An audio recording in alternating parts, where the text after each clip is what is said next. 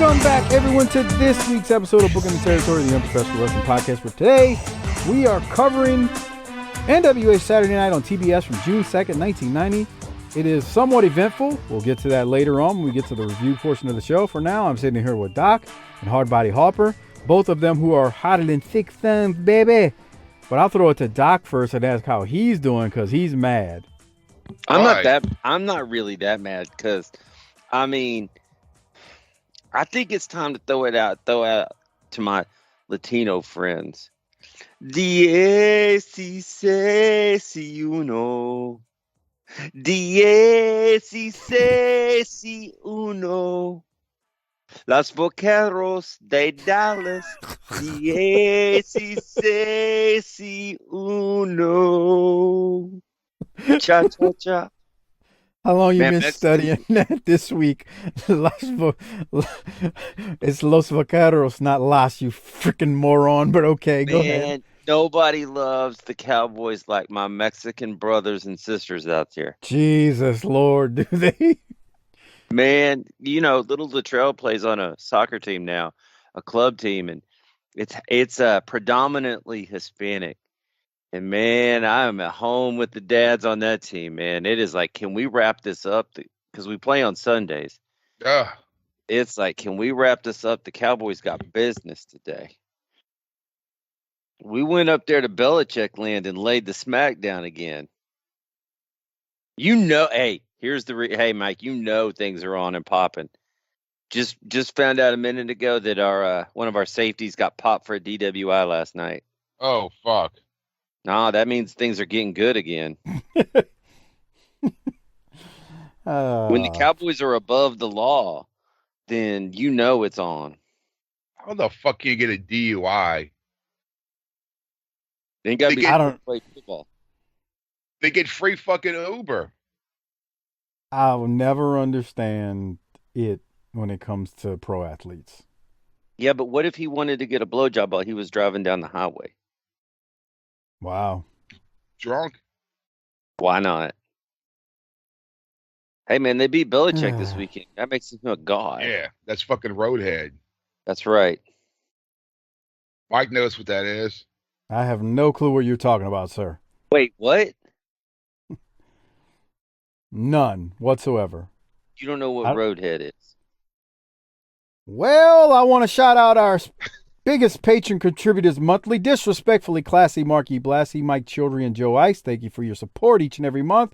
Since these two idiots want to make fun of me, I'm going to ignore them and no-sell it. Thank you. Harper, how are you? I'm doing great, man. That's good. The Dodgers got you down or what? I got a question for you. Yeah. Huh. You're a baseball fan, right? Uh-huh. You better get that shit in while you can. What? This shit's going away. Baseball has got to leave. They got to leave the premises. Okay. Mike, is baseball built for 2021? Personally, I don't think so. Is there an audience? Is there an audience? Yes. I'm not saying there's not. But I think long-term there's problems. Mike and I watched a little baseball tonight. Waiting and rooting for the Braves to hurry up and get this shit over with so that you would hop on early. That's not true. You got some real unlikable players in this game, first of all. Mike was hoping that somebody would hit Jock Peterson with the steel chair. Okay, hold on. Can we stop for a second and talk about that? First off, he was at plate at bat with a pearl necklace around his, and not like the sexy kind, like a real pearl necklace. Okay, Harper, just know that I'm speaking out of complete ignorance here, and I even put it on Twitter. That guy used to play for the Dodgers. Right. Can you let me say what the hell I got to say? Say something. I tweeted out, who's the dude at home plate batting, and why does he have Mardi Gras beads on? It looked like Mardi Gras beads, and then I was like, oh, wait, that might be pearls. And then I'm thinking to myself, bastard. Why the piss would you have pearls on at the home plate batting? So anyway, nuclear heat with him, just the way he looks. And I ain't got nothing against the Braves. It just, he looks like a heel. Sunglasses. He and looked like a pearls. double douche. That's all I'm saying up there. They're It's his for real. grandma's beads. Oh, seriously? No, I'm being serious, Harper, No, because I thought that. I don't know. That's his Okay. grandma's pearls. That's what I thought. Mrs. Doc was like, "What's this asshole's problem?"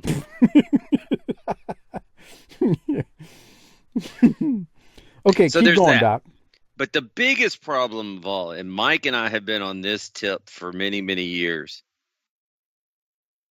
We're down to the final four teams, the semifinals. Here in America, we call that in baseball the championship series, even though there's still a series to go after that. So that may confuse some of our international friends. But we're down to the final four. And in real sports and in real countries, in all countries and in real sports, that shit gets played in prime time at night during the week.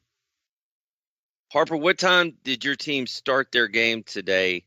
Like 4 o'clock or something like that. 4:30. Okay, so what time was that in the actual area where your team plays? What time was it? Local. In LA, they're 2 hours behind us. Right. Yeah. So on a Tuesday afternoon at 2:00, we're going to make your team play. Yeah. That's not a sustainable business model.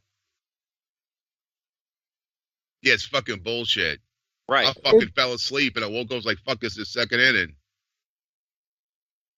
So I told you he was at home, Doc. I told you. So you're saying we could have been recording already? Yeah, I fell asleep and I was fucking watching it and I was like, oh, fuck, I forgot. We're going to do this tonight. So it's not just us that you forget. It's the Dodgers, too. Good to know. I So told Doc, it's like, you got a couple of problems. He just said one. Why are you starting one of your championship league series games at 2:30 p.m. in their market and 4:30 in the central time zone where we're at? Yeah, that's fucking 5:30 stupid, bro. in the visiting team's market. I'm sorry. I am sorry. I understand it's got something to do with probably with TV contracts and all this other bull crap. Guess what? It makes no sense, and it is a reason the sport will not grow. I've got no statistical data to support that. All I'm saying is it makes no sense to me, and it makes me mad because I used to watch a lot of baseball, but now I can't watch baseball because it starts at friggin' in the middle or at the end of my workday. And by the time I'm done with my kids and everything else, I would just be tuning in right now for the seventh inning. Brother, that's let Harper go. Let Harper go. Go ahead, Harper. It's like if the fucking NFL fucking NFC Championship game started at like 9:30 in the fucking morning on a fucking Tuesday. I told Doc that exact same thing. Go ahead, Doc. That ain't gonna happen because real sports don't do that kind of shit. Yeah, for real, bro. And let me tell you, if you're gonna tell me that you're playing in the afternoon because you have a bunch of old people and retirees as your fan base, that's a problem too. That's a big problem. That's why I go on a little rant about if the sport's growing or not because of that. Do you know how many suns, all the suns, hot I would be if I was little Doc in school and my team was in the playoffs and I couldn't get out of school to watch the playoff game? Yeah, fuck that, dude. Bruh, it pretty much happened to me as a kid when, you know what used to make me mad, Harper? And I get this is a little different because it's not a pro sport. When Shaq was at LSU, I'll never forget and this still happens today, so this isn't a fair comparison, but it's what Doc's talking about. I remember being in like 7th or 8th grade and friggin' LSU and Shaq is starting their game, and it's not even the NCAA tournament, it's the SEC tournament, and it's friggin' 12:30, 1 o'clock on a Thursday or Wednesday or whenever it starts. I'm like, bro, this sucks. I'm at school. I want to watch this. Yeah. That's what it reminds me of. Now, again, that's collegiate sports and not pro sports, although, you know, an argument could be made. They're pros. It's not actually pro. This is your top league. This is Major League Baseball. Why is it starting between 4 and 4:30 in the middle of my work week? Yeah. I mean, I could see maybe like on a weekend. Sure, on a weekend, weekend's a completely different story. It is a Tuesday. Yeah. Now, Doc, on that somber note, you got any more notes you want to mention Well, about I baseball? just want to. Well, and I think that probably means Harper, you didn't get to see the episode now, did you? Yeah, I saw it. All right. Well, did Wow. you notice something about the episode? Yeah. What was it, It was just a half an hour long. Mike? So you didn't watch it, or you watched the wrong one. We were taking bets at work today where we were saying, okay, so if Harper's working and he gets off and he gets home at 5:30, and this is a 2-hour show, there's no way in hell he's gonna watch it. He just doesn't have the time. 2 hours. Oh yeah, fuck off. Well, we didn't have any Braves, Harper, because they were too busy beating the shit out of your team in real time today. Yeah. Shout out to these new patrons and a couple of people who made the move from a low Podbean patron service. John G, Greg G, Mike Everlast, a.k.a. Mike McD. Oh, Mike, you just really need to grow up now that I'm thinking about it. I'm just having some fun with you, but you are filthy on the Facebook group, so maybe you should seek some professional help for that. You've gone off the rails since day one. This dude, Doc, have you ever seen Natalia's sister, Jenny? All he does is pose about her adipose tissue and, mounds. Who? Natalia's sister, Jenny. So, Jim the Anvil Neidhart's other daughter? Yeah. Uh-huh. How is the Anvil having hot daughters? I mean, Jenny is... I'm not really into Natty. Jenny's... Fuck, Wow, Natty's Harper, what hot. you think? What do you think about Jenny? Jenny's hot. I don't know who she is. She's better than Natty. Is she black? Come on. I thought She's maybe Jim the Anvil Neidhart's daughter. what, he can't bang a black broad? His wife is a Right, because all Canadian. wrestlers respect that. His wife is a respect that Canadian Caucasoid, okay? Huh? Yeah, all wrestlers, Her mother is also a Caucasoid. Caucasoid. That doesn't sound very It's respectful. a Caucasoid. It sounds like a fucking something Superman fights on fucking Man. Super Friends. My good friend Ahmad used to say that. He would call white people, he was a brother, he called white people Caucasoids. The first time we can call him. the first time I heard him say that, I was like, There's what? this picture here with her in a red top. I'm telling you, she's Got a lot up there. Yeah. She looks like she's going to weigh like 260 pounds, though, when she gets older. Come on. Mike McDee's always posting about her on that group, man. Him and Chris Zoncha with their love of... Well, Chris Zoncha likes black women, according to what he tells us. Anyway. All right. Doc, can we get into the show? We got a long one, dude. This was some bullshit. Actually, I did forget to mention one thing. So I mentioned the new patrons and whatnot and had some fun with Mike McD. But if you want to listen to our last pay-per-view, or you want the upcoming Clash of the Champions where JYD is dying against Ric Flair, you got to go to tinyurl.com/PatreonBTT to sign up there. Again, it's tinyurl.com/PatreonBTT. Get access to all of our clashes, the pay-per-views, the World Clash shows, and all that good stuff over on Patreon. tinyurl.com/PatreonBTT. Best way to support this show is using that link, and you get a ton of extra content when you use it. 300 plus episodes to choose from, or listen to in its entirety. All right. So let me get this. I got to share my screen with y'all first, huh? Well, yeah, because Harper needs to see what's happening here. Yeah. Watch it.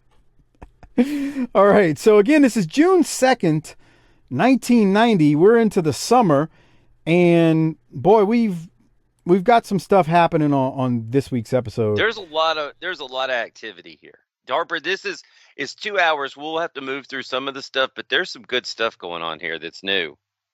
Yeah, there really is some good stuff here. I got to get a window open because I wanted to quote something from some dates here that. It's unfortunate that I'm going to have to give this episode a C. No matter what happens, man. Because I'm staring at this number, 1 hour, 54 minutes, and 10 seconds. Boy, this was a long one. This was a long one. Fuck They are that. at the Georgia Mountain Center this week. This episode, although airing on June 2nd, 1990, and you'll understand why that's important later when I'm talking about the Road Warriors, it was taped on May 23rd, 1990. So we're seeing this a couple of weeks after it was originally taped. But to Doc's point, I thought this episode actually was good. It's long, but it's got most of the commercials in it, so that's part of it. So we open things up again. Georgia Mountain Center, 1,500 people in attendance. JR and Corny open the show. They talk about a few things along with JYD's return. We head straight to the ring for Brian Pillman versus Barry Horowitz. Oh, wow. Yeah, look, see, you can tell he didn't watch because of his reactions right now as his Braves are beating his team 5-2 at this moment. Doc, I'll throw it to you before I mention whatever comments I have from this match. What do you have from Smoky Mountain alumni Barry Horowitz here prior to Smoky Mountain? He must be still looking for coffee. Dude, that's one of the turn the funnier volume segments. up here, right here. For what? At this moment? 154, I have a note. Okay, right before I do that, no one's going to get the joke about him getting coffee, but Dutch Mantell sent Barry Horowitz for coffee to go get for his guest in Smoky Mountain Wrestling, and Barry never came back. Don't insult the audience. I think a large percentage of our audience knows exactly what I just said. No, they tuned the other out. guy too. Who was the other guy he had? Paul Styles. Yeah. We're Styles. We're Styles. Dutch, we're Styles. Dutch, All we're right. Styles. You say you want audio here, Doc? So I'm at 145. Yeah, I think Let me so. play it. All right.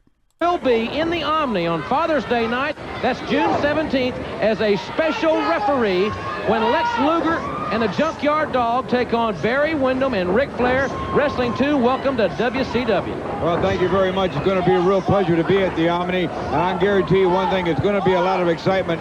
JYD is a very powerful individual. As I said before, he can handle any situation at any given time. And, you know... All right. What were we looking I don't know for? why I had that. Anybody want to guess how old Barry Horowitz is here? 29. 31. 31. He'd been wrestling 11 years by this point. He should be in his prime if he's 31. He looks good there. Yeah. Oh, yeah. He had a baseball card. This was a good little match. It was. But, again, look who these two guys are. Right. And I love the fact that Pillman's in singles right here. Oh, I had that note too. He's single again, which means he's going to be winking at some little kid in the crib later tonight. Oh, yeah. But the problem is he's still going to be tagging with the other guy in the months to come, just so you know. The other guy. He might have made another kid that night, but his wife swallowed. Oh, Come on. Jesus Christ. What is wrong with you? That was MJF. Okay. Didn't you watch AEW on that, Mike? Yeah, that promo was pretty stiff. That was stiff. Woof, that was stiff. The MJF promo on Pillman was some stiff stuff. People complaining about that. I was like, dude, it's wrestling. Why were they complaining? He's a heel. You know, you got people that complain about everything. Yeah. You know that. Okay, so this match keeps going. Wrestling 2, as you heard, is on commentary with Corny and JR.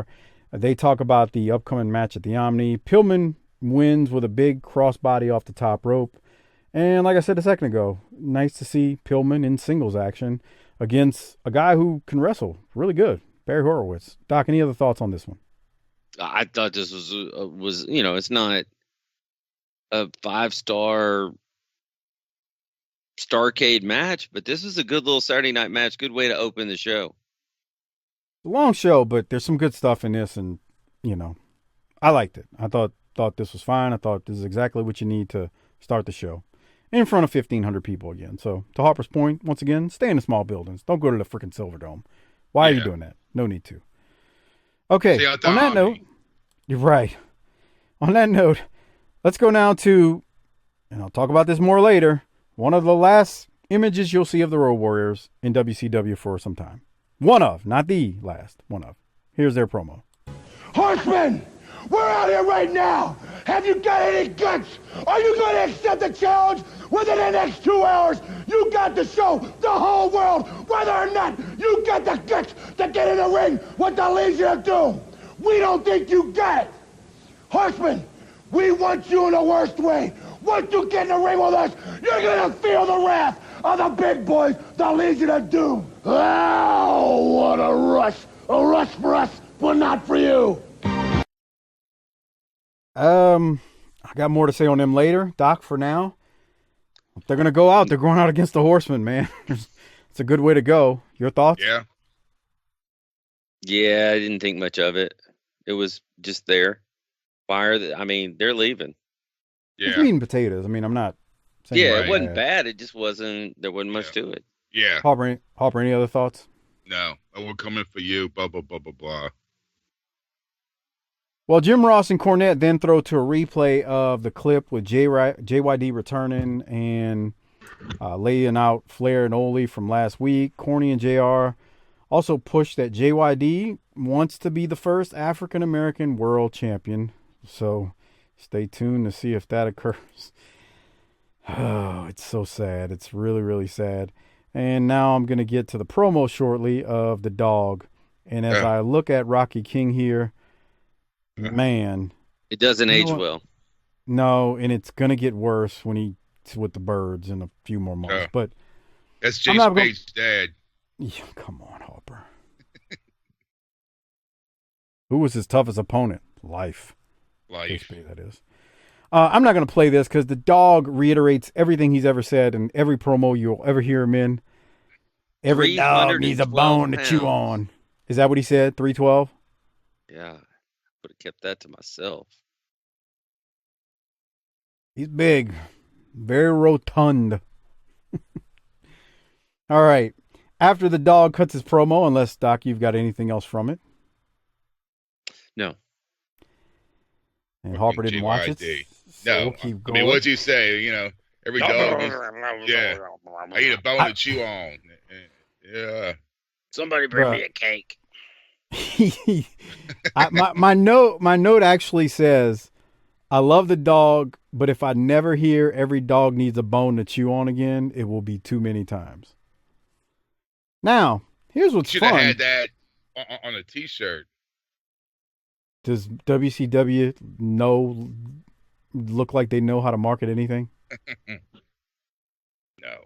They don't even know when to play their promos before or after a pay-per-view. Boy, no kidding. On the scroll, I did take note that they are in all of these old Crockett towns. They're in Crockett country outside of, I think there was one they showed at the beginning, I can't remember, but they are basically, they seem to be going through mostly a lot of the old Crockett towns here, which I found interesting. Lord, I guess I could look it up, see what kind of crowds they drew, but yeah, they're in Crockett country, I think, for a lot of these shows as they scroll through. There was also a series of commercials. Oh God, Forbidden Planet on TBS, the Chartbusters A&W, Bic Razors, the Wrestling Hotline. If I never see the Alka-Seltzer commercial again, it would be great, but I'm going to see that 100 times. They played tons of commercials here, and the only one I had real notes on was the Forbidden Planet one, that Sunday night movie. Because I know that would make Harper angry if he saw that. So I'm going to skip past all of that. That's not a bad movie. Forbidden Planet? Yeah. I'll pass. For its time. I'm going to pass. Doc, any thoughts on the commercials? Hard pass on all of them. Yeah. So we go to the next. Chart Choppers or whatever. Chart Busters. It was kind of like an MTV type show where they showed. So did they have Belle Biv DeVoe on there? I mean, they showed all kinds of music. That girl is poison. Poison. They were preaching. Never trust a big butt and a smile. That ought to be the tagline of this show. No, never trust a headset. All right, keep going. Mean Marcellus with Paul E. versus Larry Santo of Smoky Mountain fame, who took a big floating backdrop there. And Cornette is stiff on commentary. I don't have the timestamp, but I'm going to read what he said. He says about Paul Lee, I want Paul Lee to move in next door to me. I live next to a cemetery. That's pretty damn nice. stiff. That's heel on heel violence too. That is. Mean Mark wins quickly, as you'd expect. Doc, any thoughts on this squash match against Larry Santo? Yeah. So Paul E's back, and he's with the Undertaker, and I guess that's what's happening now. Who takes a look at Undertaker there and doesn't see money though? Yeah, really. I mean, it's easy to hindsight, but come on. It's easy to hindsight, but I see right here a big bastard agile walking on the man. ropes doing something nobody else does is enough for me. Yeah, Okay, for so- real, huh? In fairness, though, if he stays there, doesn't he need another gimmick? Like, doesn't he need something Yes. to add to But what he's? I mean, he may not be. I mean, that may not be his fault. oh, Now, I'm he not. needs to Yeah, help himself. I'm not blaming him. I'm just looking at him for what he was back then. But he looks Because good. Mean Mark is about as unimaginative as Flying Brian. Nah, Flying Brian's better. Yeah. And Susie's got a pimple, and she's got a hot date with Steven on Friday. Is it on her ass cheek? Oh. You ever bang a girl from behind and see a I- pimple back there? Oh, come I knew- on. I knew that was coming next because he's an idiot. I knew he couldn't play it straight. What the hell, Harper? Come on now. I'm playing it straight. If I wasn't playing it straight, I said, "Are you ever banging a dude from behind and seeing a pimple?" Oh. That ain't even funny. Yeah. Yeah. Send Come your on, hate Harper. mail to Doc Turner. You know the guy y'all think is all you Docaholics out there that act like he's just Dogaholics. such an up and up guy and a fine standing citizen. That's He's me. got some weird takes and some hateful takes on things. I just want to let y'all know Hateful. that. So on these commercials, there is one Oh, thing fuck. that they play. They show an English leather cologne commercial, Mm. Oh, my God. Really? Yes. Yes. and My let's see dad if I. used to wear that. Yeah, buddy. He Is used to that the- have this until the day he died. It was this huge bottle of it.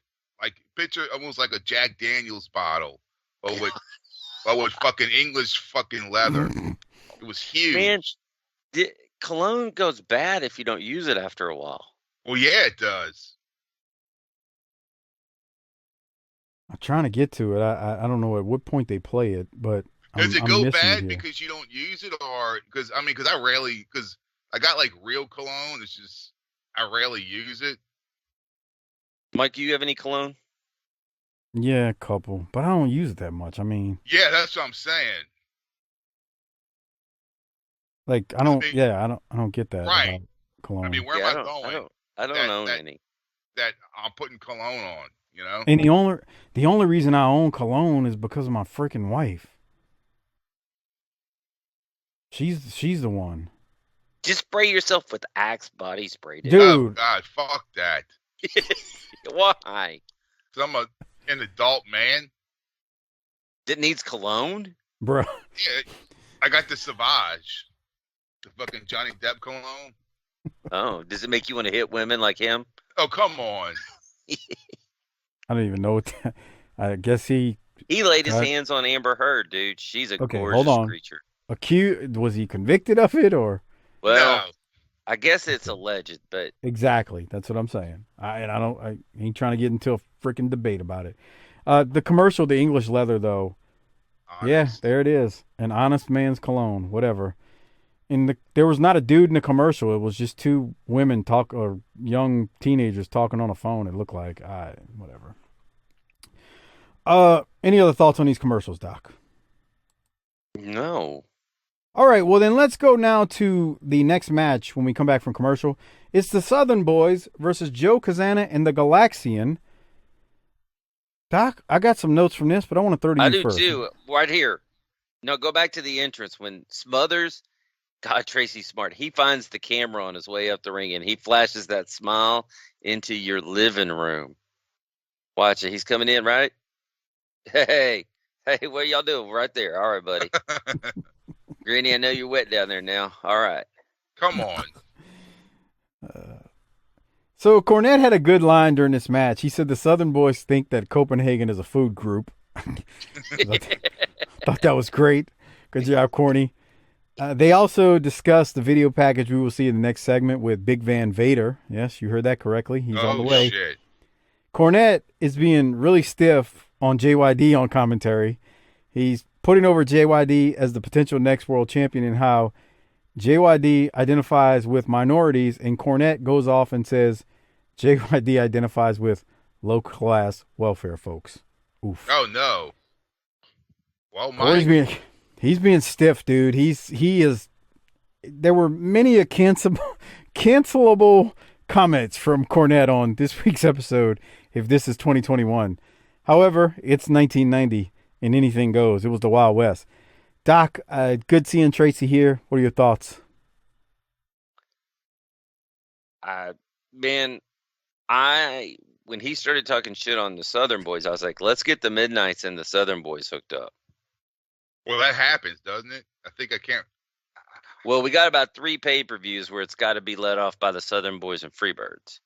Right. We're gonna wrestle for the Confederate flag. The Freebirds just got beat for who owns rock and roll. So now they got to fight who owns the Confederate flag. And they're going to need some black help. It goes on forever. Or does it just feel that way? It feels that way. It doesn't, but it feels that way. Somewhere in this match, I'm pretty sure somebody put a Tennessee toothpick in my Juicy Johnny. Huh? What? Okay. Look those up on Urban Dictionary if you're wondering what's so funny. Southern boys win this match. It's great with to the see Road Warriors finish. I'm not going to go here with you. I again. guess anybody can use it now that they're leaving. I'm not doing this with you tonight because it's not the Road Warriors finish. Let's see. Okay. I tell you, man. So Tracy flies off that rope when he comes and does that The Tennessee jawjacker. jawjacker. He ain't playing. He looks great. I like them. Yeah. I'll take that. All right. Any other thoughts, Doc, before I go to this next clip? It was another good little match here. We're having some good matches. I like that. So I'm not going to play the audio from this, but because I think it'll get copyrighted. If you're watching the video version and you're a patron, you'll see it. We see Big Van Vader coming out. It's a clip of Vader making his ring entrance in Japan with the big headgear on his head with the smoke blowing out of it. Man, I remember the first time I saw this, I was like, oh shit, man, what the hell? I was like, wow. Yeah. It's pretty it's damn good. I'm trying to find the words. When you see this for the first time, you're like, whoa, especially if you've never seen it before. Now, if you were into Japan, wrestling and Japanese wrestling, I guess it's one thing, or if you had seen it before, Doc and I. Then if you were into Japanese wrestling in 1990, come to the next X-Rated and Mike will buy you a hooker since you've never had a woman before. Say that again? Harper got what I was saying. Yeah. What did you just say? If you're watching Japanese wrestling in 1990, you're a virgin to this day. You really got to be a jackass about stuff, huh? How would you watch it back then? Just from tape trading? From with who? Godzilla? Wow. Y'all really are. I'm just saying because that would have been the only fucking way. So I was pen pals with Mrs. Baba. Oh.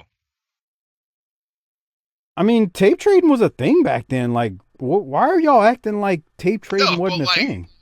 But that's like tape trading with somebody in fucking Japan. Bruh, they had people over here that Yeah, I mean that were getting It tapes from came Japan. on American TV? No. No, but they were. Oh God, Bruh, bruh, if you're tape trading with some dude in fucking Tokyo, well, come on, bruh. Go make out with a girl. That's what I'm saying. They didn't. Y'all really love insulting wrestling fans, huh? No, just these wrestling fans. Oh, our wrestling fans. That makes it even worse. Come on. Man. Well, y'all know how to build a fan base. I got to give y'all credit on this one.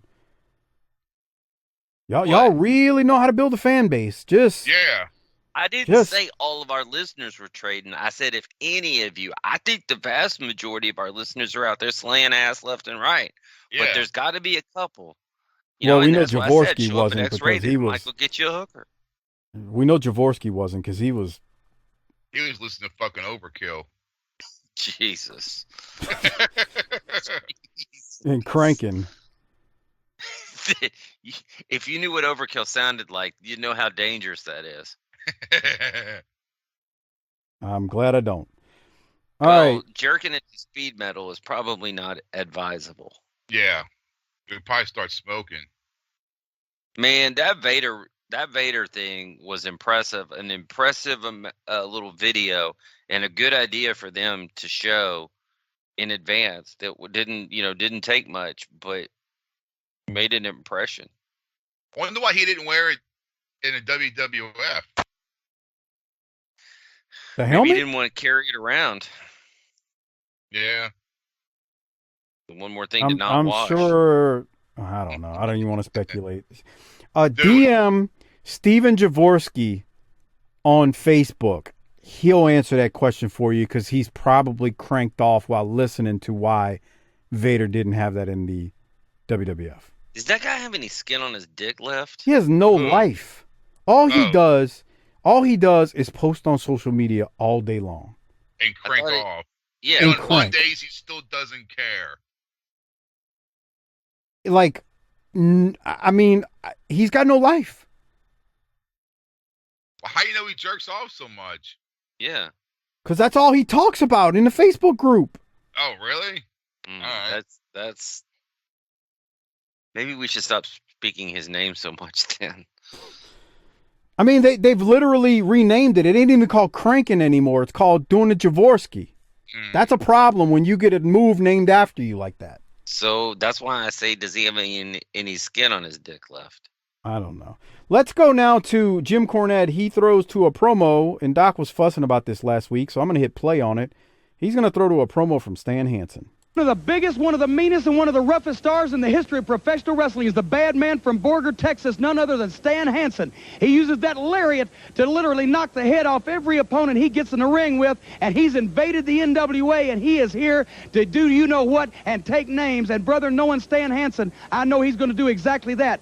Now, Jim Ross recently had the opportunity to talk, or should I say, listen to Stan Hansen, and I know he wasn't very pleased about the results. Let's take a look at the interview with Jim Ross and Stan the Lariat Hansen. Ladies and gentlemen, we're about to spend some time here momentarily with a great athlete from West Texas State University, a tremendous football player, but he's always had a problem with discipline. 6'3", 320 pounds, a man that basically has been exiled from United States wrestling, Stan the Lariat Hansen. And I know that our fans are interested in where have you been competing in the last several years? I've been in the third world. That's where I've been. I've been out there with the Peace Corps people. I've been out there fighting out there in the third world representing the United States and the state of Texas.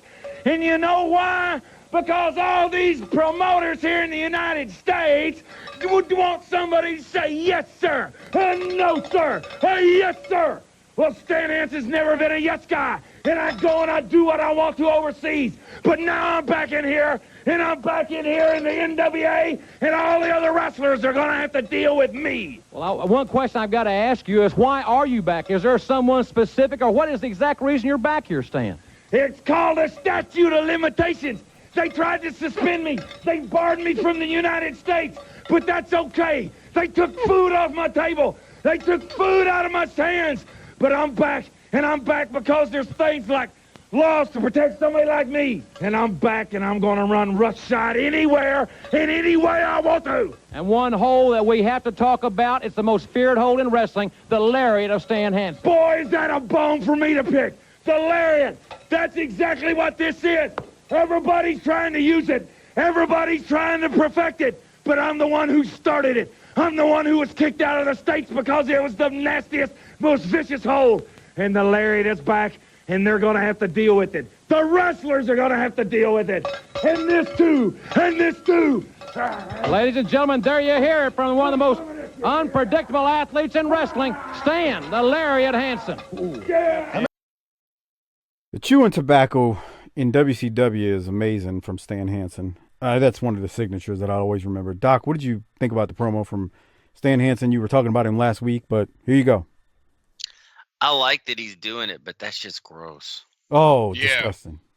I was just dripping down his fucking face and onto his chest. Yeah. Yeah. I forget which pay-per-view it is. I've seen it a few times. Missy's interviewing him, and he's just got the freaking tobacco, the juice of it just flying out of his mouth and running down. It's so disgusting. And Missy's Imagine just... what Jaworski will do with that. Okay. Yeah, it is disgusting. You know, Doc, this man never met our, he wasn't on our, top 5 list of most feared wrestlers, but he's right up there. Absolutely, absolutely. I like he said he was wrestling in the third world. He used to scare me. He was just a big dude, and when he threw The that only thing I lariat, didn't like is he called his lariat a hold. Isn't it more of a strike or a blow than a hold? Yeah. Okay. What you think, Harper? Yeah. It's a strike. Especially the way he threw it. Yeah, for real. Well, we come out of his promo and we go to his match, and he's wrestling against Paul Drake. Now, this is from NWA Pro on May 26, 1990, so a week earlier. They go straight to it after the promo. Hayes, Garvin, and Lance Russell are the ones on commentary. Hansen, he's going to deliver the lariat to Drake, and he takes his head off, and then he drops a big elbow, and he wins, and then he hog ties him at the end as well. I was afraid where that hog tie might lead. What do you mean by that? What's that mean? Yeah, what do you Paul getting Drake at wakes here? up the next day and he's like, why does my booty hurt? Oh. What? You know what? You got a problem, dude. Why would you hog tie another man? You got a problem. Why are you Why always would talking you about hog-tie another men and booties? You love making fun of that. And I I don't think it's right, bruh. Okay. Leave people alone. What they do with their booties is their business. Never mind. You don't understand. Now. Well, I understand a lot. You're trying to be funny, and it's just dumb. Okay. That's nice. Yeah, that's classy too. He's the main one that would get offended by that if somebody was joking about it in front of him. That's the hilarity behind it. Because Doc gets offended. He don't want y'all to know that, but he is Mr. He's Mr. Outrage away from this show. No, it's called being woke. But he hides behind the veil of the show because nobody knows who he is. I'm going to keep moving because now you got me hot. No. Let's talk about that match. No, I ain't talking about shit. You need to calm down. You just need to calm your ass down. I want to talk about this next match. That's the thing. Because I want Harper's thoughts on it. Keep going. My first note on that Hansen match was, talk about drawing money. How much would you pay to see 1983 Stan Hansen versus Ole Anderson? I feel like Ole would get his ass beat. Versus Buzz Sawyer. Oh, God. That'd be fucking awesome. Oh. I feel like Stan might pound him to death. Oh, yeah. Because, Buzz would go in there all messed up on some pills or something, and Stan would just bludgeon him. Then I thought, Man, we talk about people that are needed today, but wrestling needs a Stan Hansen right now. Who's close to him right now? I ain't talking about. I mean, they need a whole bunch of this shit right now. True. You know how we talk about Doc, you and I have had this talk, how AEW is schizophrenic? Oh, yeah. We were saying that long before Cornette was, by the way. I heard he said that recently, or he said it in the past, and I'm like, we said that over a year ago, easily. I didn't say it. You said it. I didn't watch it. It's dude. We're gonna get to a period in a few months. Well, it's already happening, but there's some gimmicks that WCW unveils in the coming months that it truly is schizophrenic. Because there's raw talent there with the Pillmans of the world, like new talents like him. I consider him new still, even though it's been a year. But and then there's the Normans and the many other bullcrap we'll see.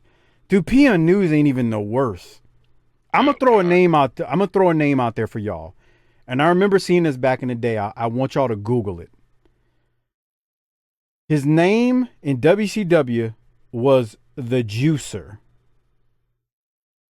Just Google it when you get a chance. We're going to talk about it in a few months because I think it's towards the end of 1990.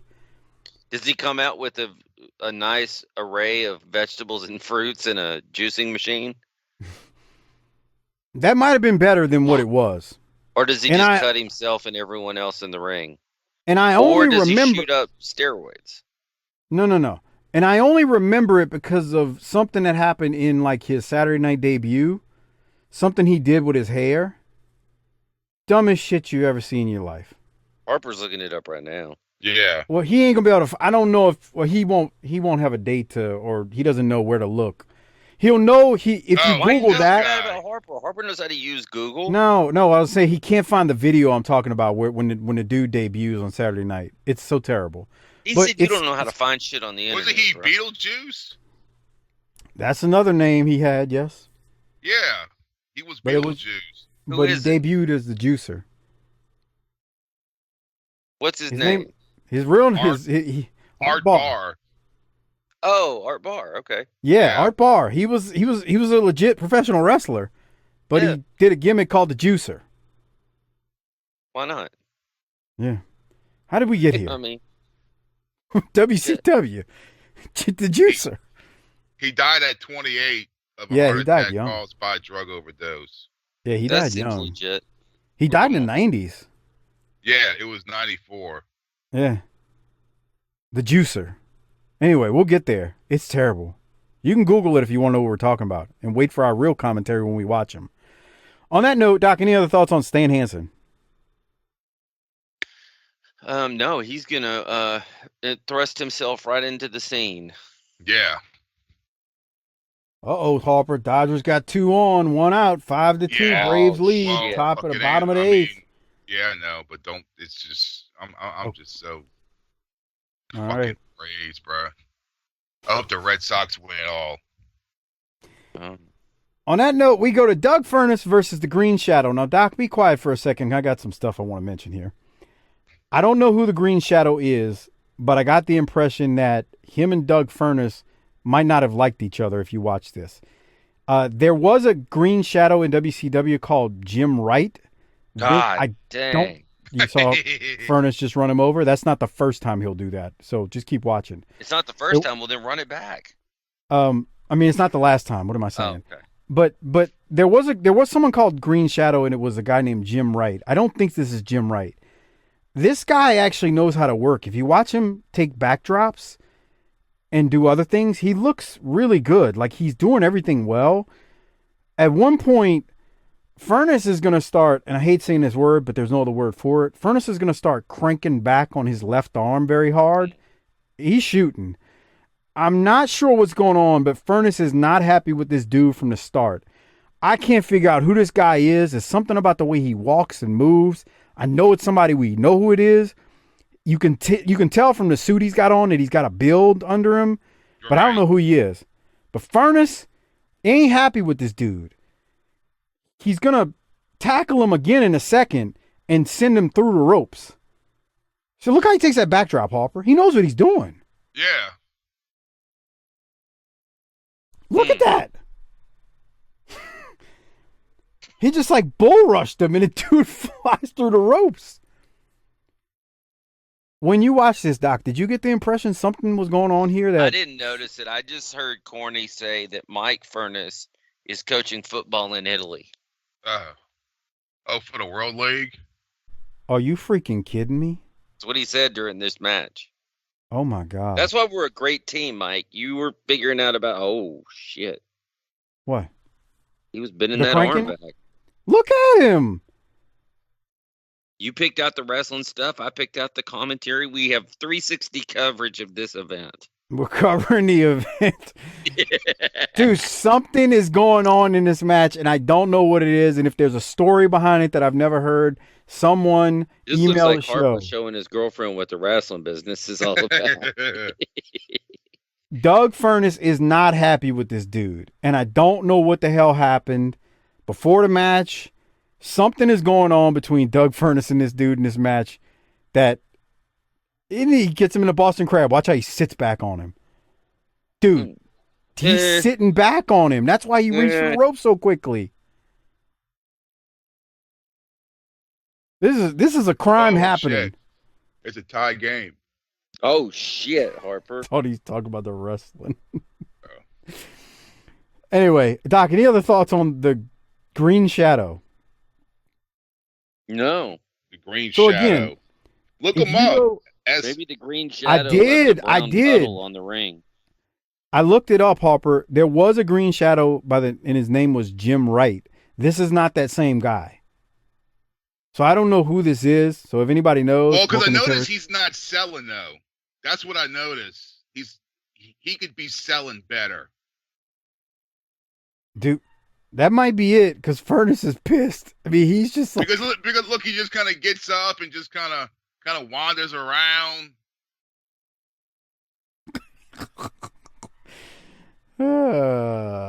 he's looking for Furness is pissed. I mean, you could just see it. So if anybody knows the story behind this, bookingtheterritory@gmail.com. Anybody knows who Green Shadow is, bookingtheterritory@gmail.com as well.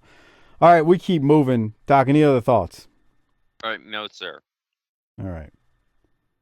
Furness wins. Bunch of commercials. Any thoughts on the commercials, Doc? Yeah, I love them. They help me fast forward. Yeah, Western Union. Well, there's a lot of Fucking them. kidding me? There was a commercial for the Nintendo wireless NES satellite controller, if you remember that. Yeah, I remember that. Chris Zoncha is going to have fun with that one because he loves him some Nintendo. All right, we keep moving.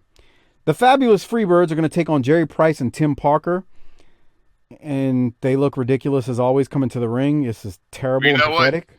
I still got a power glove. Oh, shit. Yeah. Did that work? Nintendo thing? Yeah, you see, the way it worked was you had to set up. It was fucking complicated as fuck. They had sensors that you had to set up on the side, like of your TV and shit, and that's what it picked up. Sounds sketchy for 1990. Fuck, I remember one time, bro. I wore it into the bar, and the bartender was like, "Hey, what happened to your hand?" I was like, "Yeah, I fucked my hand up fucking wrestling." I gotta wear this for my wrist. She's like, "No." I was like, "So I made a fake battery and put it on my back and put the cord through there." I was like, "Look, I gotta use this to fucking hit these buttons and shit just to fucking grab shit." I was like, "Watch it." I fucking hit the A button. And I just with my finger. And she's like, "What?" I was like, "Yeah, man. I got fucked up at fucking Wildkat training. I gotta wear this until this shit heals up." Did you bang her later that night? No.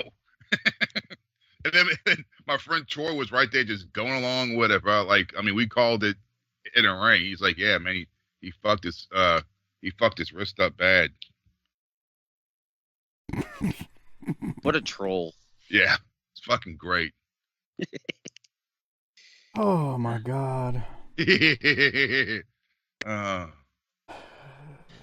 How Hey, can you high hit was me? this Oh, leave it here. individual? 4840. Right here. All right. There's Well, a fight up in the crowd. Yeah, because the police start going up to it. Really? Yeah. You can see it from this And is the. then he a misses motherfucker. the leapfrog there. But Yeah, he misses the. we had a leapfrog. fight in the crowd. Let me Roll go that back, back. Harper. You can see it. Harper, So- look on the far side there. If you keep watching, Oh yeah.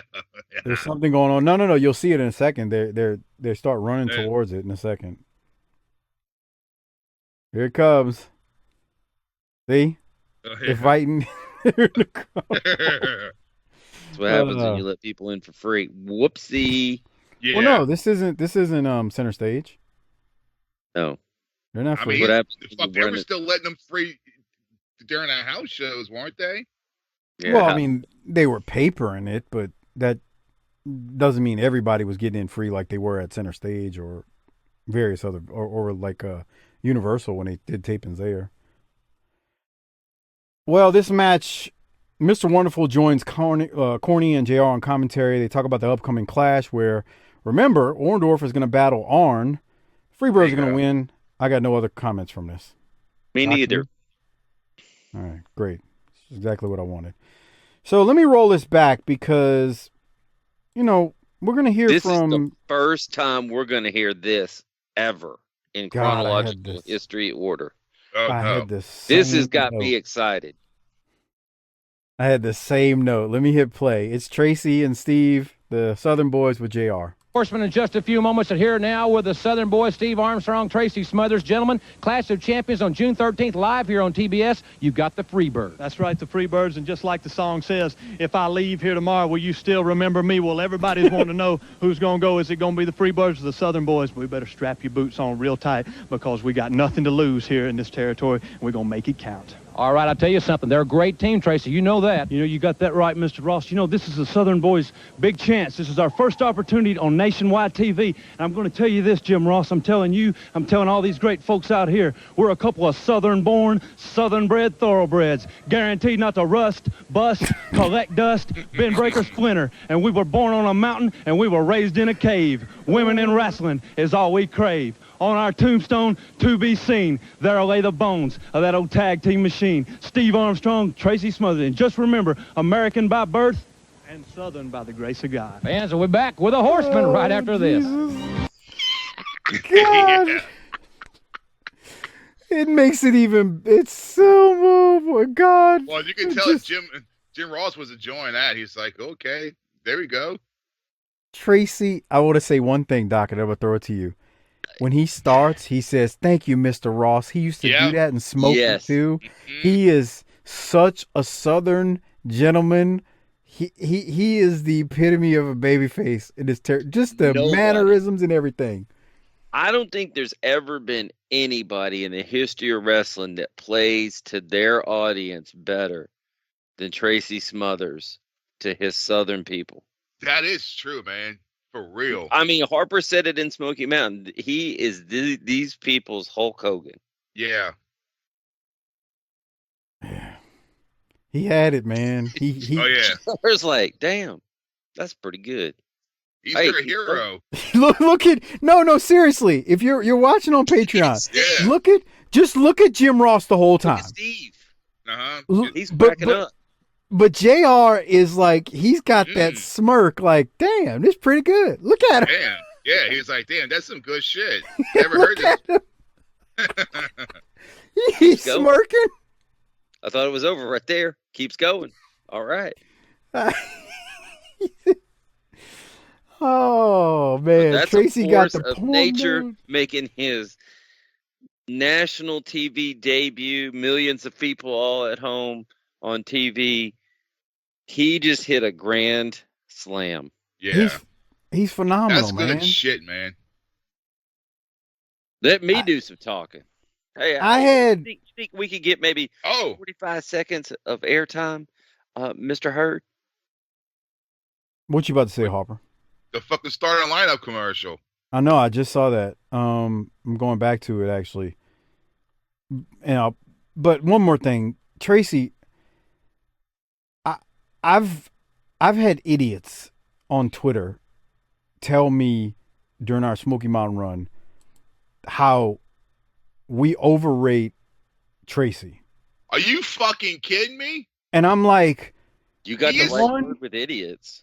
He is. Oh, if he's not the most overrated wrestler, then he's Underrated. pretty damn. Yeah, if he's not the most underrated wrestler, he's pretty damn close. dude, Smoky Mountain, he connects with his audience as good as anyone. Mm-hmm. Like, those people loved him, adored him. Then Harper and I got to see the flip side of it when he's a heel at the Wildkat shows. He is just as good at that in 2019 and before, obviously, you know, he was just as good at that as he was the good old Southern boy.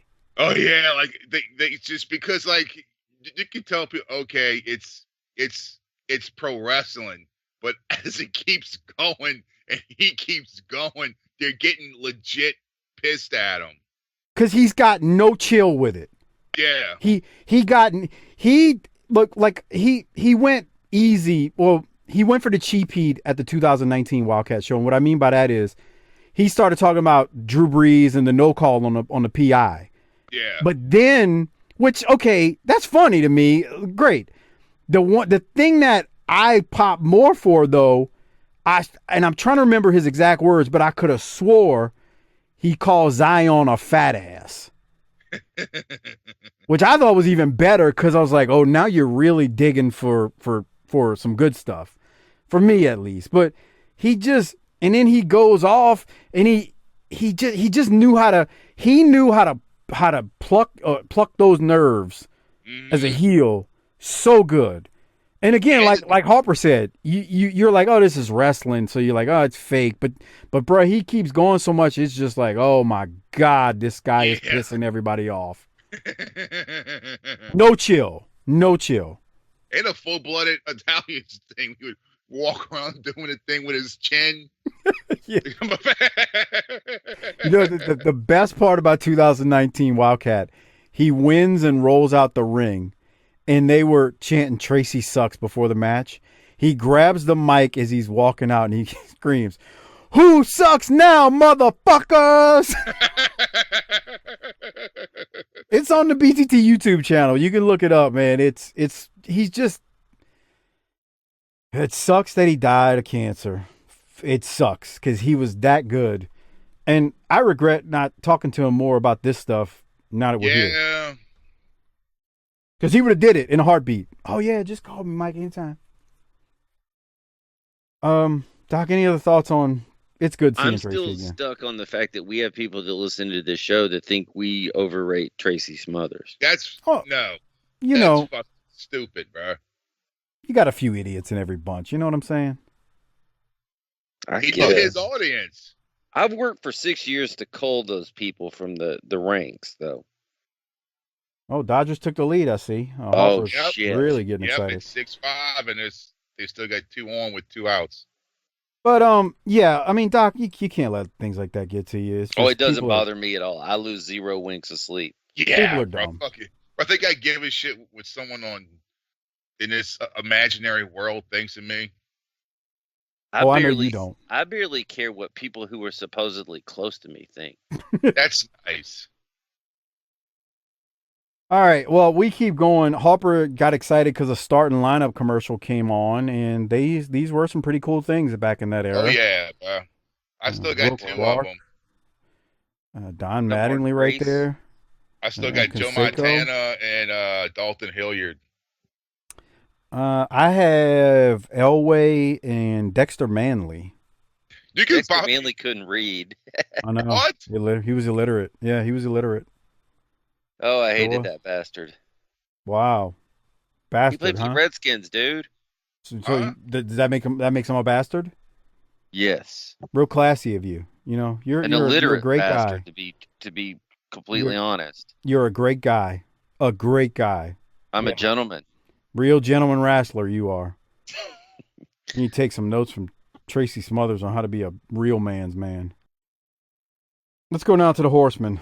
World Championship Wrestling. It'll be Arn Anderson and Barry Windham taking on the Road Warriors. In just a few short minutes, our suspicions are going to be proven. The Road Warriors have been the greatest team for the last 6 years, with the exception of one unit, the Four Horsemen. Now, they've beat them all. They've ran them out of the country. They have put a lot of people in sheer horror. But that fire that used to burn in your belly, Road Warriors, that hunger to be the greatest of all time, I don't see it in your eyes. When I look in your eyes, I see two human beings. And any human being can bleed, it can be hurt, and it can be beat. The Four Horsemen of the 90s are bigger, stronger, with more experience. We have been reborn into the finest unit of all time. And in a short few minutes, we're going to show you exactly why we are the elite. Right there. Tell them, be good. You know, the Road Warriors have considered themselves invincible as far as pro wrestling goes for quite some time now. They challenged the Horsemen to a match right here on national television. And I, for one, being a Horseman, have never backed away from any type of challenge, and I know Arn hasn't. So we have picked up the pride of the Horsemen, and we are going out to face the Warriors and give them a lesson and show them just how invincible they are. And now, ladies and gentlemen, let's bring in the heavyweight champion of the world, Nature Boy Ric Flair. I thought Ric Flair was going to be with us here, ladies and gentlemen. Again, Clash of Champions. What I was doing was getting the front row like everybody else should have, because in a very short period of time, the Horsemen are going to put the Road Warriors in their place. And let me say something to Animal Hawk. You've jumped on a lot of people in your illustrious career, but today, at the hands of Arn Anderson and Barry Windham, the Road Warriors will find out what it is to stay all night and to stay a little longer. Woo! There you hear it, ladies and gentlemen. It's going to be a real brawl, and we'll have it for you. But right now, let's go up to ring announcer Tony Gillum. Doc, thoughts on the Horsemen there? I thought they were good. I don't understand how Rick has his most 1980s looking haircut in 1990. Yeah, I wish I could answer that question for you. It's fluffy. I guess he was just trying to change his look without getting drastic with it. I don't know. There's a lot of hair on his head. No hair, no flair. That's right. I thought Arn was to the point, basically called them out for being a shell of themselves. Barry used the word invincible. I didn't know that was a word. I had to look that up. Invincible. You got invincible, and then there's invincible. Yep. Oh, look at that shit. We learned something today. Yeah.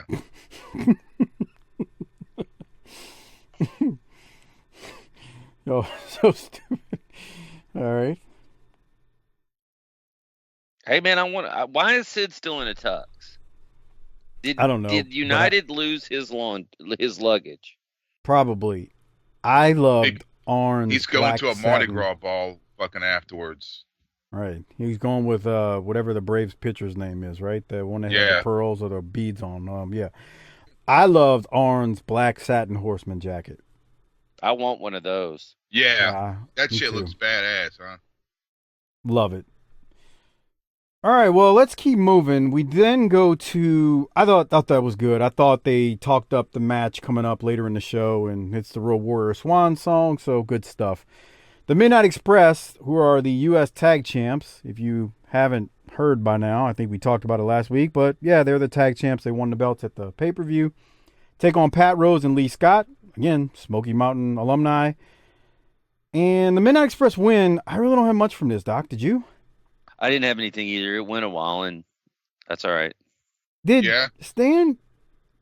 I tried to watch it too many times to see if I caught Stan, doing a little dick dancing, but I don't think he did.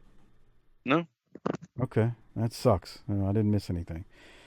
And after that, we get a bunch of commercials again, and then we go to Tommy Rich versus Ned Brady. Greatest NWA World Champion of all time, Tommy Rich. With This Ned was Brady. the ultimate. We got 2 hours this week. I mean, they are pushing them, huh? Oh, God, I hated those things. What, Hawk? Crinkle fries? Those fucking French fries. My mom used to buy those things. God, they were horrible.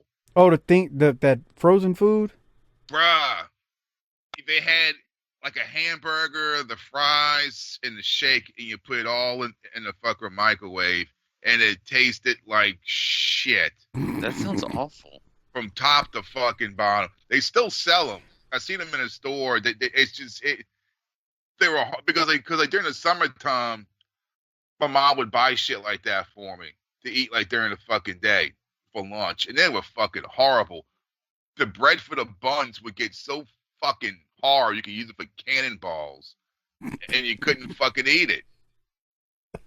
And that fucking Frosty, like, can you imagine what chemicals were in that to make it do what it did? Hold on. You ain't lying, dude. Keep going. The Frosties. What about the Frosties? You cut them off. It was like a Frosty, like like from McDonald's. I mean, from fucking Wendy's. You'll put it like in a mic because it's frozen solid, and you're supposed to stick it like in a microwave for a certain amount of time. And the first few scoops, it's like normal. Then the rest of it, it's a fucking brick. It was horrible. And the fries were shit, and those little hamburgers were fucking crap. Oh, God, this brings back fucking... what the fuck? They still make this shit, dude. I see it in the stores. That's why you need a wife. I just don't go to stores. Fuck, bro. I'm the one that goes to the stores, dude. I go to fucking... Well, yeah, because you got cereal to get. Yeah. Seasonal offerings. I got a box today of Frankenberry. They had 3 boxes left. I was like, fuck, dude. I can't wait till they... Right. I'm thinking it's not going to get to that point where there's so many of them and they're going to be on a dollar shelf. They're fucking rolling out. So I was like, I can't be cheap. I got to grab them now. Good plan. Yeah. I mean, the Frankenberry supply is sitting out offshore on some tanker. Yeah. Like off of like fucking San Diego. Yeah, can't get in. Right. Harper, it'll be at Big Lots in April. Just hold your horses. Right. Okay. Doc, any thoughts on Tommy Rich versus Ned Brady? Okay. Greatest NWA World Champion of all time. Of I mean, course. Tommy's getting some fucking TV time, huh? For those 4 days, he was the champ.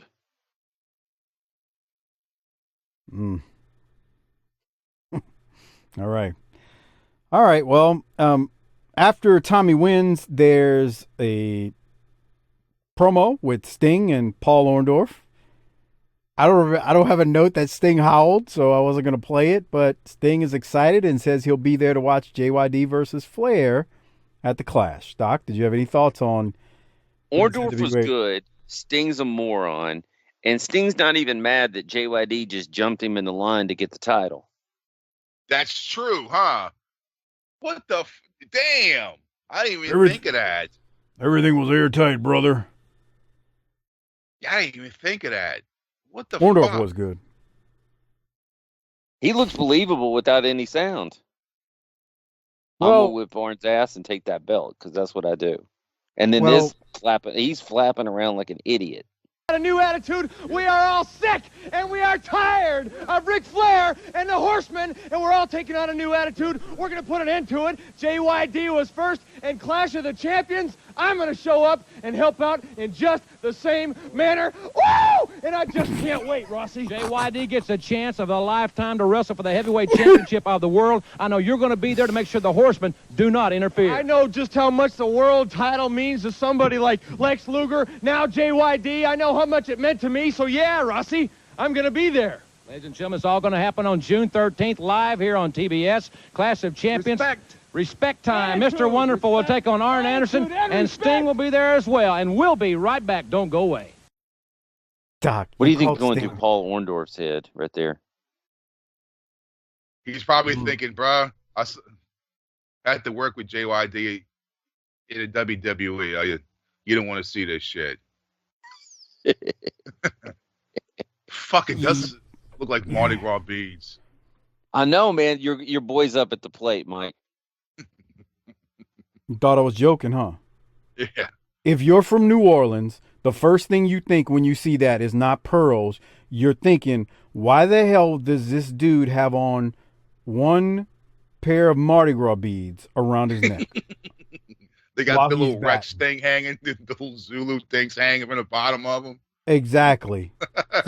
You know good and well, if you're from New Orleans, that's the first thing you thought. So anybody who's like, oh, it's so stupid, Mike, where I'm from, that's what that looks like. And the second part of it is, why would he have on pearls is my next thing. But anyway. It's got to be a reason. Like, yeah. You know. I agree. There's got to be a reason. It can't just be because. All right. We see a bunch of commercials, and then we'll keep going. We'll go to a promo from Doom. You think the reason why they threw JYD in this because Sting isn't fully ready yet? So they said, you know, just let JYD get in there and fucking lose to him. How can JYD be ready to go? I don't know, bro. I mean, Harper's on to something. I think that's part of it. And, you know, this clash was booked, so they had to do something big for it, quote unquote big. Yeah. And I agree. The same reason, it's not even a matter of rushing him. It's the same reason they've rushed Paul Orndorff in there to wrestle Arn. And they just announced it a week ago.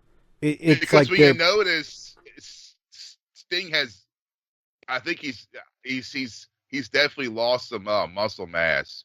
A lot. Yeah. I mean, don't get me wrong. He still looks good, but he doesn't look like his Sting arms from don't look anywhere near the same. Right. The thing is, we're not that far away from the pay-per-view with him and Flair. We're not covering that. Yeah, you and I need to talk about it. I don't know if you want to do it. I'm gonna have to get a fill-in. Why?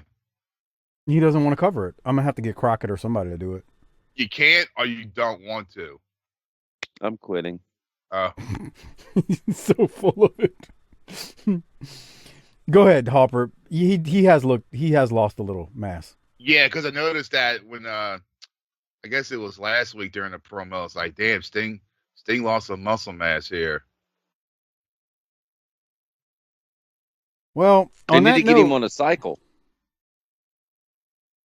Okay. On that note, we are going to go now to a promo from Doom. And Harper, I want you to pay attention to the names that Doom mentions here, and then I'll tell you why. Harper will know what I got out of this, but we'll talk about it on the other side. World Championship Wrestling, everyone. Before we see the new World Tag Team Champions in action, let's hear their comments from Jim Cornette.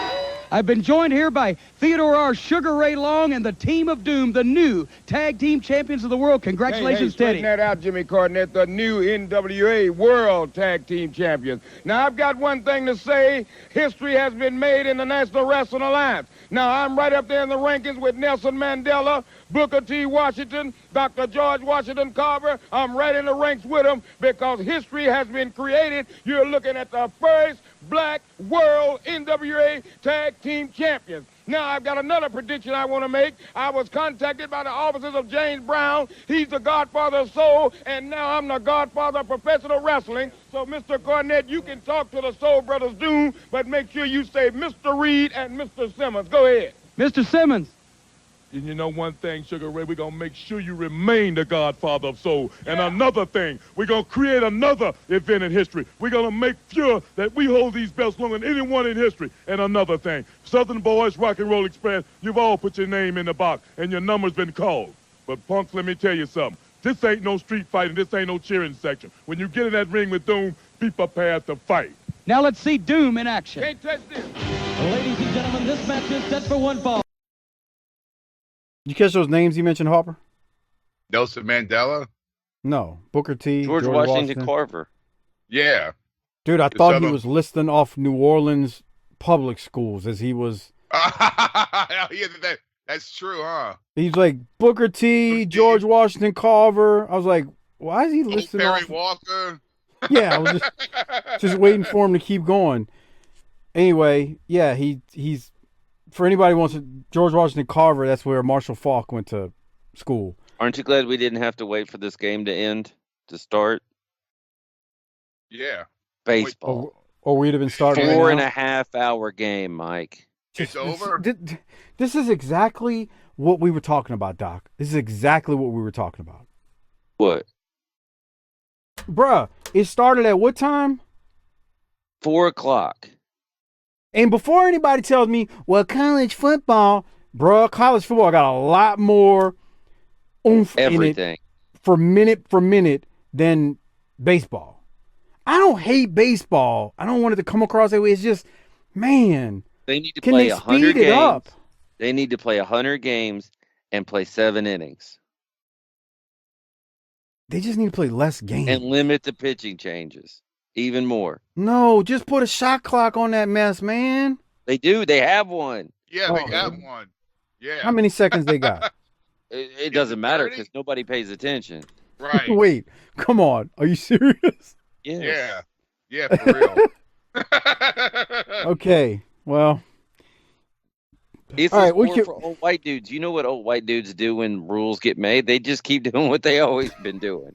damn. All right, on that note, we keep the show moving. That way we can finally get to the end of this thing. But I was thinking about when he talked about Nelson Mandela. I remember when that happened. It was on a Saturday morning, and it cut in the middle of the fucking cartoons. Oh, God. And I was like, what the fuck is this? Who in the fuck's Nelson Mandela? I'm trying to watch it. Fucking Ninja Turtles. Who the fuck is this guy? Jeez. It's the new Ninja Turtle, Norman. Yeah, I didn't know who he, I mean, what the fuck did I know, right? Being, whatever, how old I was. Just some young white kid from Metairie. Yeah, we know. Who the hell is this guy? Right. Yeah. Jesus. Mama, All right. TV's broken. Mama. Any thoughts, Doc, on the Steiner brothers and their promo? I thought it was good. They were talking about I the didn't have belts any and getting it notes. back from Doom. Okay. Supposed to have a rematch at the Clash, and we know how good the match was at the pay-per-view, so stay tuned. More commercials, Braves baseball, mostly repeats, some kind of car wax for your car. Really didn't note it much. And then we go to what will be the final match for the Road Warriors in this version of WCW. Keyword is this version. They obviously come back in early 96, late 95, I believe. Anyway, the Road Warriors take on Arn Anderson and Barry Windham. I mean, it's a big-time match for a Saturday night. They really get after it. I've got notes, but Doc, I'll go to you. What do you have from this? Because this takes up the last pretty much 20 minutes of the show. They spelled everybody's name right. But that's good. Yeah. It's the little things. It's the little things. We're About taking damn care time. of that now. I don't know why this just popped into my mind, What's but that? this match for some reason made me miss JJ. I've been missing JJ. Yeah. Well, it certainly needed JJ. JJ would have been, if you're talking about a send-off, nothing against Sid, but JJ out there with Arn and Barry would look and make a lot more sense than Every Sid. time I see them, every time we see something with the Horsemen at this time, I'm thinking, why did they have to be a dick to Tully? Yeah. Just imagine him standing there instead of Sid wearing this fucking tuxedo like he's going to the fucking prom. I think somewhere during this match, Corny said, these people think hors d'oeuvres are spam on crackers. And that was the least offensive thing he said in this episode. Yeah, where's JJ? You know, Harper, it's funny you bring it up about Tully. Knowing how much of a curmudgeon or prick Tully could be, Doc, I want to throw something at you. How long would it have been before Tully pissed off Jim Herd to the max? And just fucking walked out and said, fuck y'all. Yeah, and just was like, this ain't worth it. This is not the company I used to work for. Well, 'Cause I because feel- I think he would. Be honest, I think he would have been happy getting a check because, what's the other option for him? Okay, so he didn't. I see what you're saying. He would have basically Right. pinned me, pay me. Right, because he's got no other, he can't go back because then they're just going to bury the fuck out of him. He's going to be like a Barry Horowitz. Well, and that's what Arn said. He was like, once, he found out Tully couldn't come and they were cutting his pay that day by a third, he was basically like, well, he's like, I don't really have any. He said this on the show. He's like, I don't have any options. He's like, what do you want me to do? Go back to McMahon at this point with my tail between my legs? Hey, I want to come back. He's like, I'm going to get even worse offer. So Arn said, I'm just going to stick with this and do what I got to do for now. So basically, Arn bit the bullet, pin me, pay me pretty much.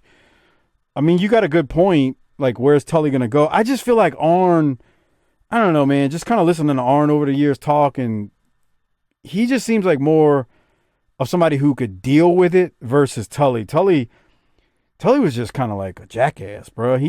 Yeah, but the other thing you got to remember is Tully's dad was a promoter. So first of all, he's a promoter's kid, which makes him like a preacher's kid. But it also kind of gives him some insight and predisposed thought on how this shit's supposed to run. And when he sees shit get pulled really bad, it's going to piss him off. And I think Arn seems to be, I don't know, a family guy, I guess. So like he's thinking about his fucking wife and kids and shit and a house note and shit like that. Tully's like, I'm gonna do a couple of lines and go down the hall and beat the shit out of her. Yeah, for real. Hey, Hoot. Hey, Punky, y'all got anything? Y'all holding? I'm gonna go whip her ass in a minute. I just wanted to, get ready. One of the greatest stories ever is Tully on the 700 Club, Ricky sitting there with his wife, and Tully just blast him with the amount of tang him and Ricky have been pulling on the road. I mean, can you imagine sitting next to your wife and one of your friends just casually says that as they're trying to come clean of their sins, they just send your TV. Life into a tailspin on national television. Like, just imagine. I mean, that could cause somebody to want to really like hurt someone terribly. I can get enough heat in my own house. I don't need any help. Yeah. He said, so because you found Jesus, all of a sudden you're confessing your sins, you drag your friend into it. Bruh, that ain't how this is supposed to work. Keep that shit between you and the Jesus. Yeah, kayfabe, man. Kayfabe, brother. You want to confess your problems? You do that. No, that's don't your drag problem. me. Don't drag me into this shit. Okay, on this match, Doc, again, big time matchup. They're going at it near the end. Sid interferes and Pee Wee Anderson calls for the bell, but then it appears the match is still going on even though there was a bell. And JR says the reason is because Sid didn't make contact when he came in, thus the matchup continues, which is kind of bull. So then they continue, and eventually they'll continue to brawl, and then Sid and Ole come in to jump the Road Warriors. Orndorff and Sting, though, hit the ring to make the save. JYD comes in, too, after he finally makes it there because, he can barely run. The crowd, they're on fire. They don't care that it ended in a DQ. And it's pretty dumb that these guys are leaving, especially with some of the other idiots you still have there. This is another one of those peak, terrible WCW things in this era. We're going to keep some of this crap, but the Road Warriors, nah, they're going to leave. Doc, any thoughts on how this match ends and the crowd being on fire? Because the crowd loves it.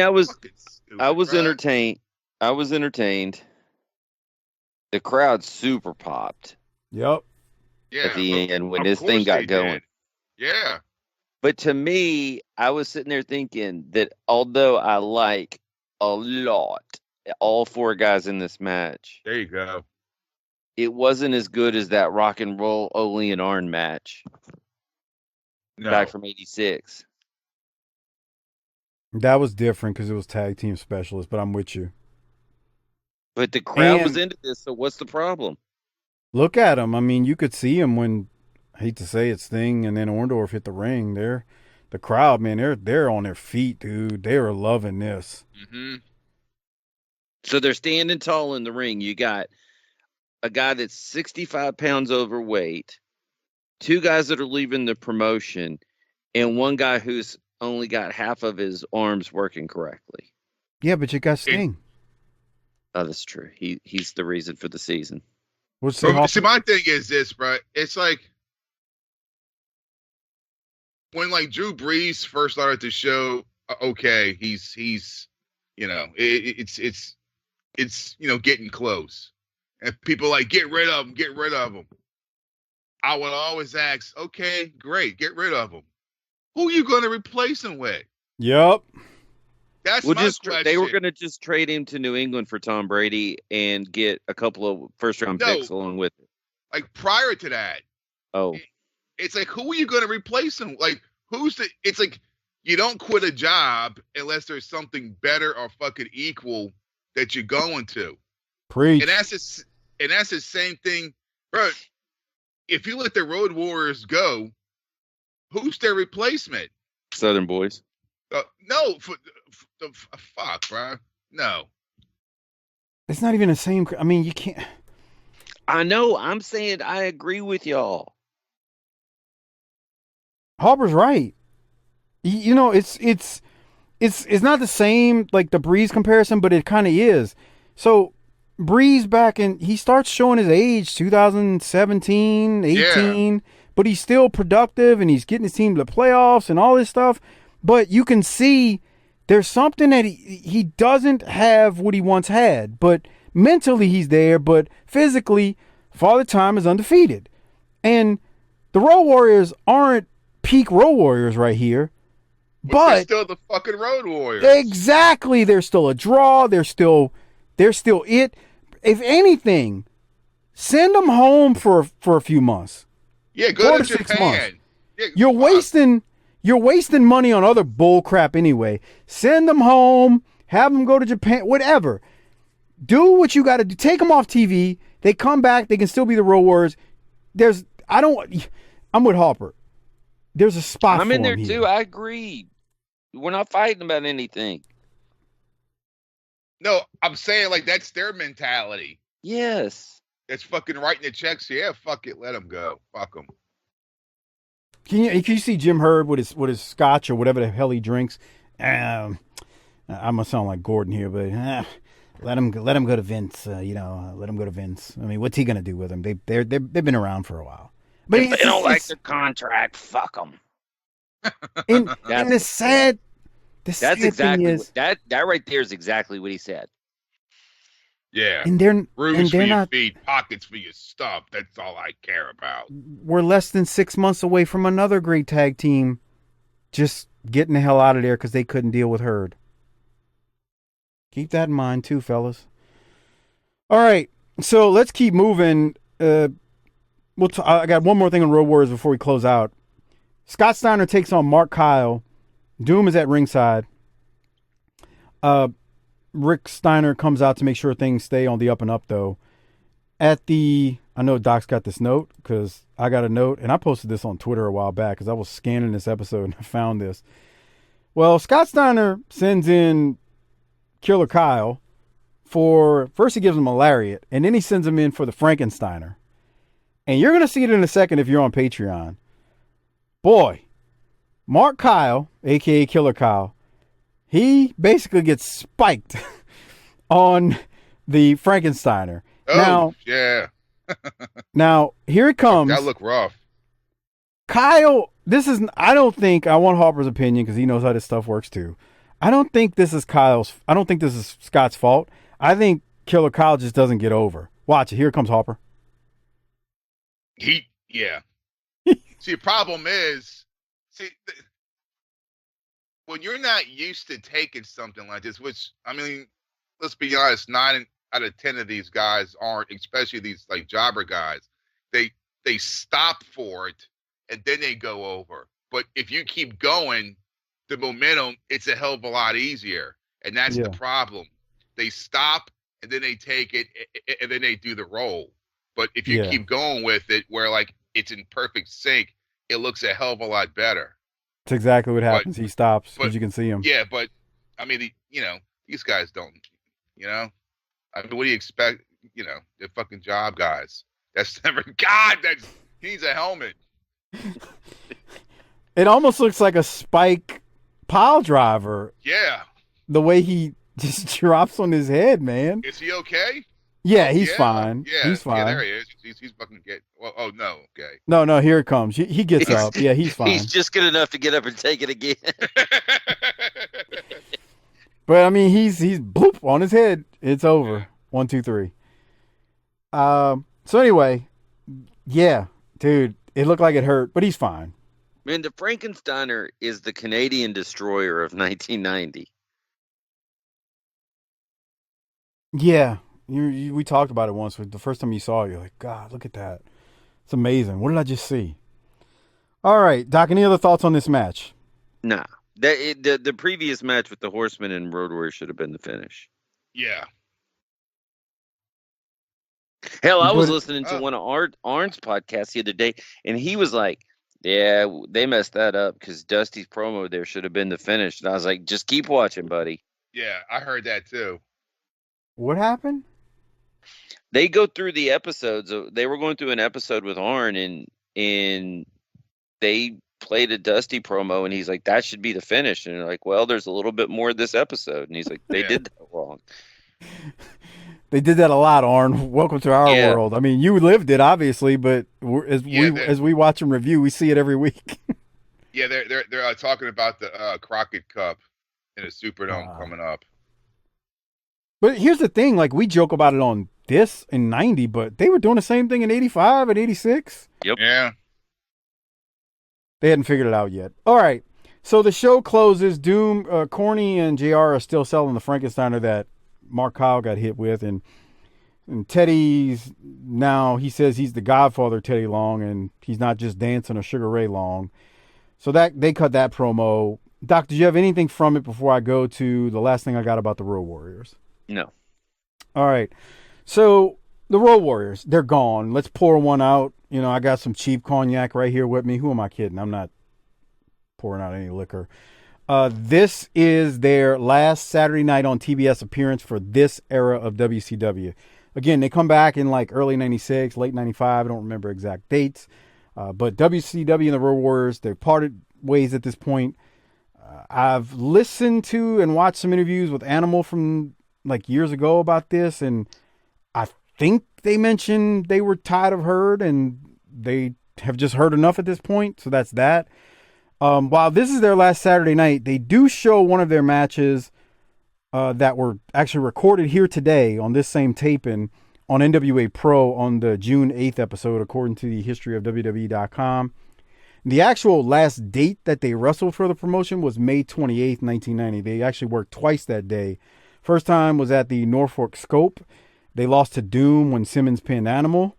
And they also wrestled, I believe, later that day, according to the history of WWE.com, in Richmond at the Coliseum, where Flair, Arn, and Barry Windham, in a six-man match, defeated the Road Warriors and Junkyard Dog in a six-man match. It doesn't say who took the pinfall.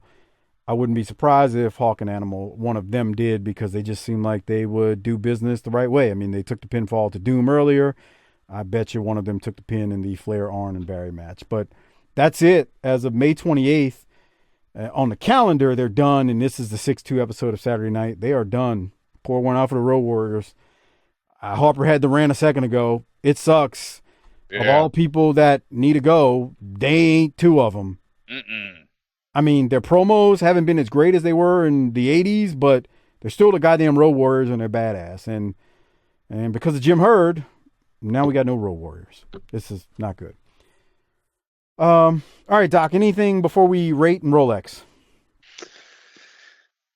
It's not good. I mean, anytime you have generationally transcendent talents leaving the building and they're not happy with management, that's a problem. Yeah, sucks. I mean, you can't spin that. Well, on that note, we need to rate it, hand out the Rolex. Before we do so, I want to remind you all, the holidays are getting close and they are nearing. Man, it's hard to it's crazy. Like, Thanksgiving's a month away at this point as this show drops on October 28th. So yeah, we are a month away from Thanksgiving, believe it or not, at this point. And hey, because of that, you want some presents to get to your loved ones or people you hate. I don't know. Maybe you're one of those folks.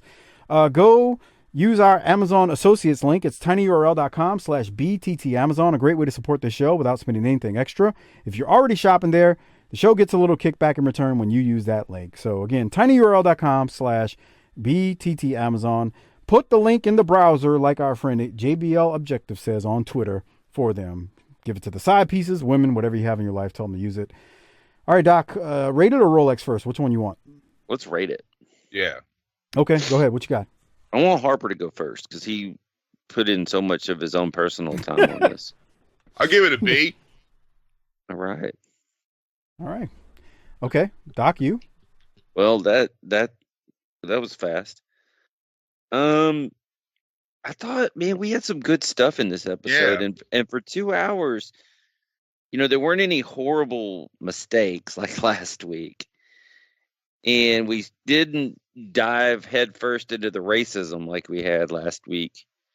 Got Stan Hansen, and Tracy got some promo time, and that Vader thing was badass.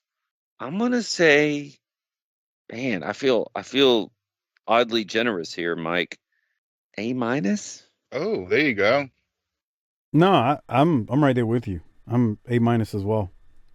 So we like wrestling and Harper doesn't. I got it.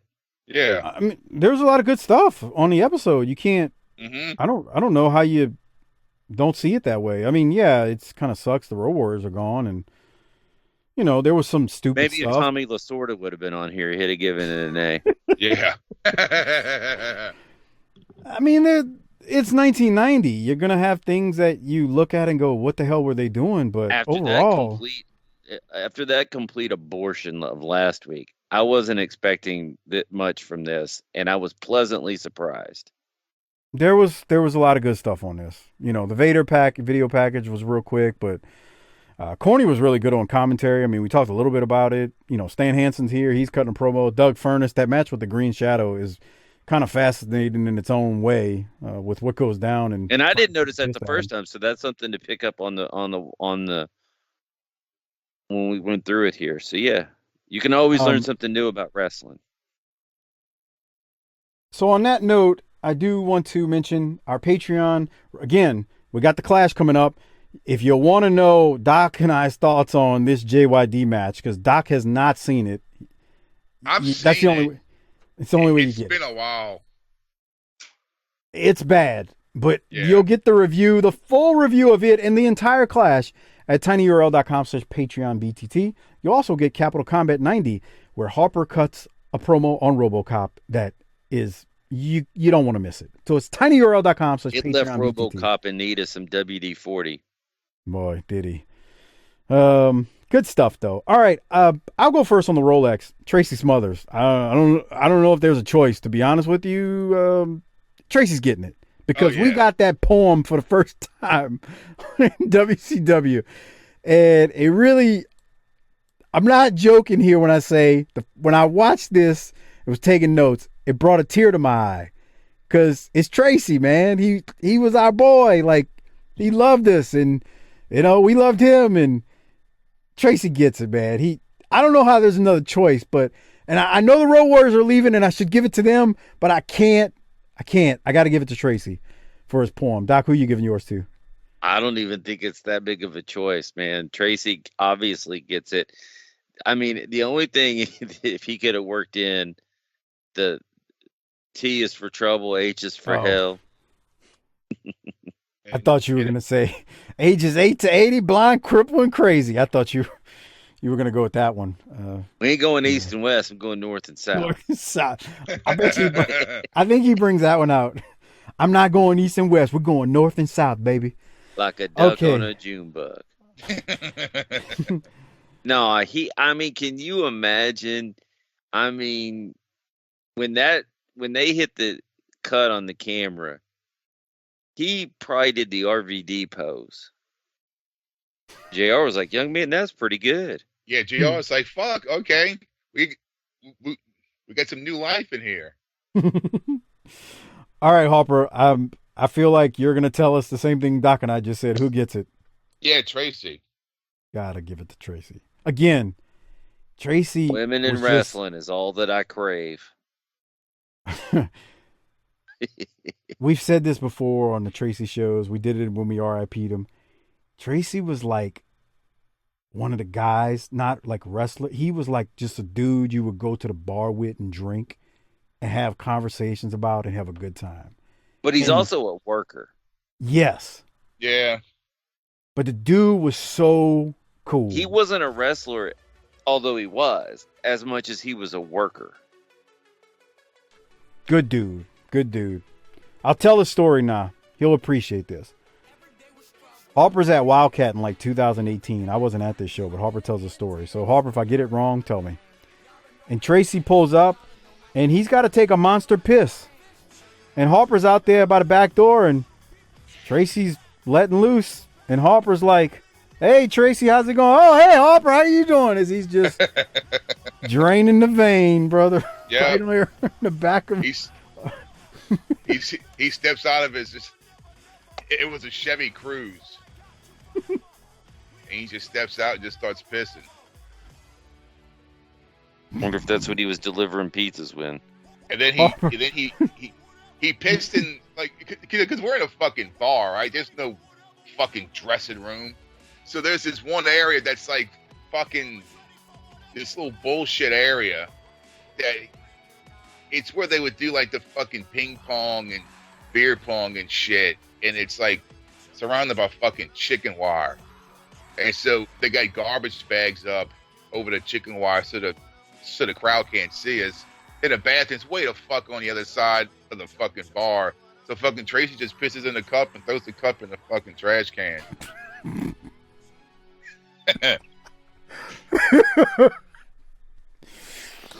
Fantastic. He couldn't put it in one of those beer bottles that were empty. Yeah, wrestling. You got to know what he's talking about when he says they've got the black trash bags on this area. I've seen it. And they're in this little room. Yeah. Anyway. All right, before we get out of here real quick, I want to shout out Harper's relationship advice, video shout outs, advice to your friends, whatever you want. If you want that, you got to email Harper, chrisharper16wildkat@gmail.com. He'll create a video for you, and you can PayPal him, cc30388cc@yahoo.com. Again, his email, chrisharper16wildkat@gmail.com, and cc30388cc@yahoo.com is his PayPal.